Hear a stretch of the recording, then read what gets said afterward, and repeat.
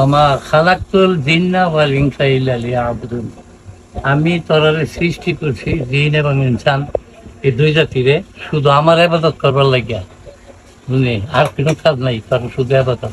এরপর আবার কইছি কিটা, ওয়ামুর আহলাকা বিসসালাতি ওয়াসতাবির আলাইহা লা নাসালুকা রিজকান নাহনু নারযুকুকা ওয়াল আকিবাতু লিত্তাকওয়া।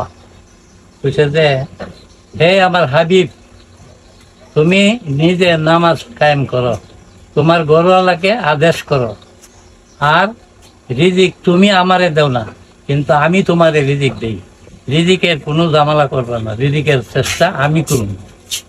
আর আসল কথা সে কোনটা দেয়, তাকুয়া এখতিয়ার করো, তাকুয়া পরহেজগিরি, বুঝো? তাকুয়া এখতিয়ার করো। শেষ রাসূল করিম সাল্লাল্লাহু আলাইহি ওয়াসাল্লাম মুমূর্ষু অবস্থায় উম্মতের এটা ক্যান্সে যারা সাহাবীর দ্বারা কাছে আছেন, তাসসালাত তাসসালাত তাসসালাত তিনবার বলছে যে নামাজ নামাজ নামাজ। দুনিয়ার যত কিছু আছে সব কিছু ইবাদতের মূল হইল নামাজ, আর নামাজের মূল হইল আল্লাহর দিদার। আল্লাহ বলছে যে উসজুদ ওয়াক্তারিব, বেশি বেশি করে আমার শ্রদ্ধা করো, আমার নৈকট্য লাভ করো, বুঝলা? এই শেষ ওয়াজ শুধু আমল করে করো।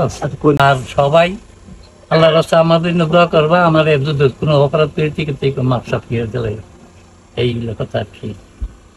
আরো কথা কইসার সময় নাই।